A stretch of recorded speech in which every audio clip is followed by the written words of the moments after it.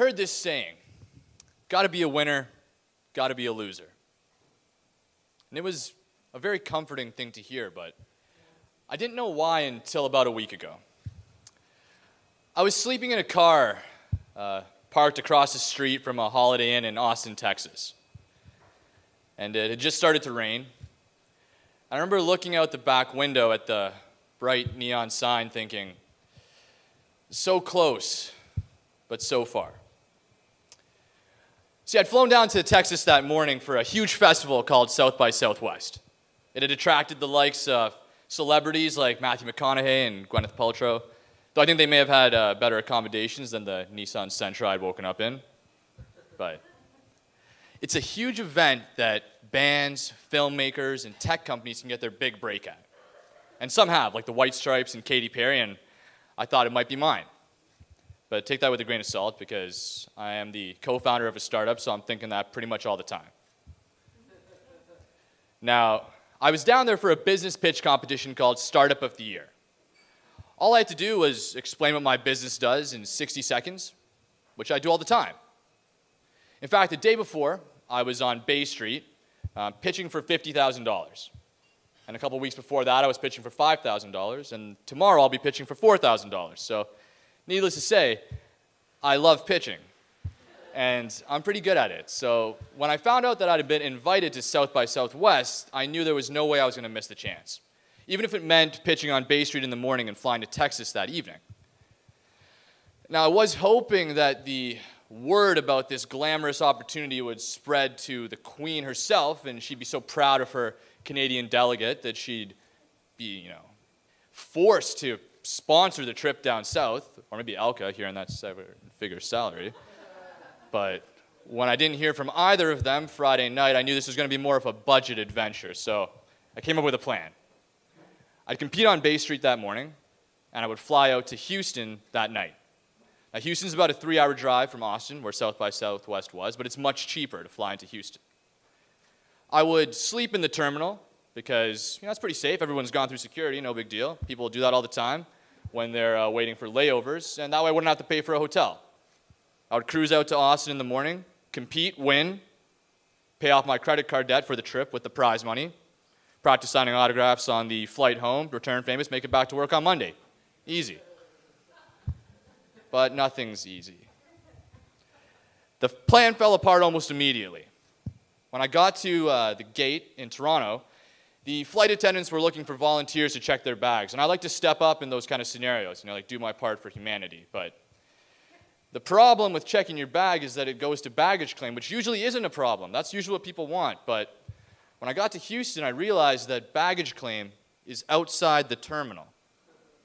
And so when I landed, I got out there, got my bag, and realized I got nowhere to sleep because baggage claim is just open to the public. It's not somewhere you want to close your eyes. So I went to the rental car place a little early and asked them if I could get the car and just sleep in the back, for a couple hours before I hit the road. And they were like, no, you can't sleep in the back of the car.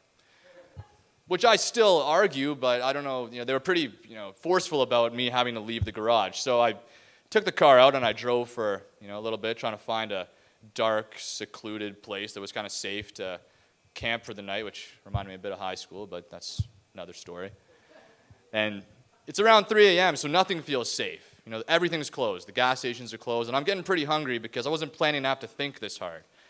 And I don't know about you, but thinking feels like it burns more calories than running sometimes, I swear. But eventually, I find a garage I can pay to park in. Only problem is it's got these, 10,000-watt solar flare level bulbs, but also has a vending machine. So I cut my losses, got a bag of chips, primed a energy drink in the cup holder for the morning, and then did the best I could to sleep with my sunglasses on. It looked something like this.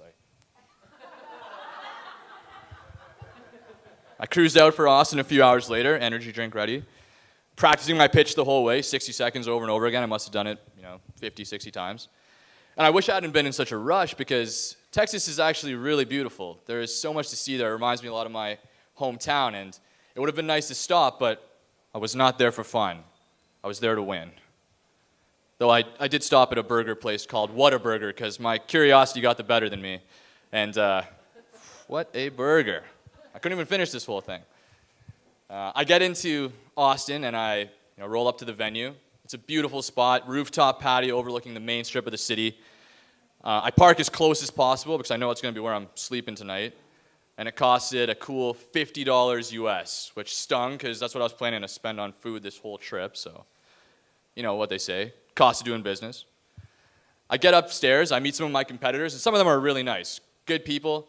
Others are immediately trying to psych me out, which I'm kind of used to, but I just know how to zone out. We get assigned random numbers for who's going to be pitching, and maybe this was an omen, but I got number 13. And some of you may know that number 13 is unlucky, but for me it's actually sort of a lucky number because my dad's name is Jason. And for those of you who know the story of Friday the 13th, my dad actually asked my mom out for the first time on Friday the 13th. And when she told him no, because it's an unlucky day, he said, well, my name is Jason, so it's actually lucky for me. And so ever since, it's kind of been their lucky number. And for me, seeing 13, I thought, yes, extra luck is just what I need right now. It was a great crowd, investors in the crowd, media, tons of startup veterans. And before I knew it, it was my turn to be on stage. I get up there, the jet lag vanishes.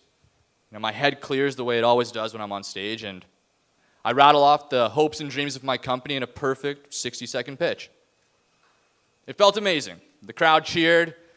I could see that my competitors were worried, which, might sound vain, but it's a competition, and it felt good to feel like a contender.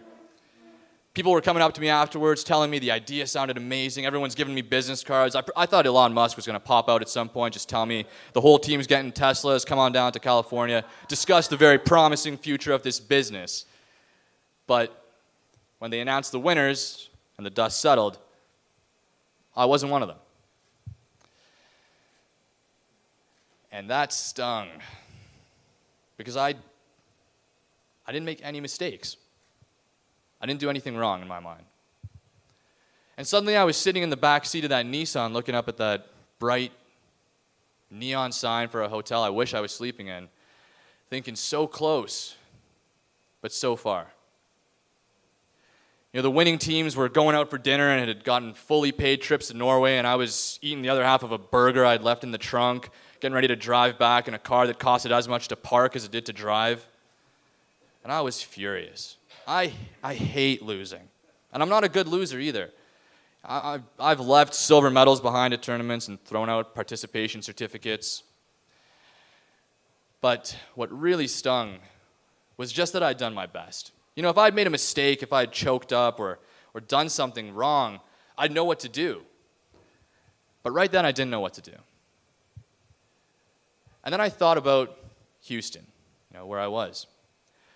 And I thought about what that city's famous for. And I thought about the millions of dollars they lose when rockets explode unexpectedly. And I thought about the much higher cost of human lives that are lost in pursuit of those dreams. And I thought about that famous Apollo 13 line. Failure is not an option. And it's true. Failure is not an option because failure is not optional.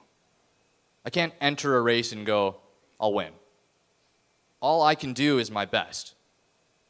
And I realized that's what gotta be a winner, gotta be a loser means. It's just another way of saying, I did my best. I would like to win, I think that's clear. And I'm not saying I'll be happy if I lose tomorrow.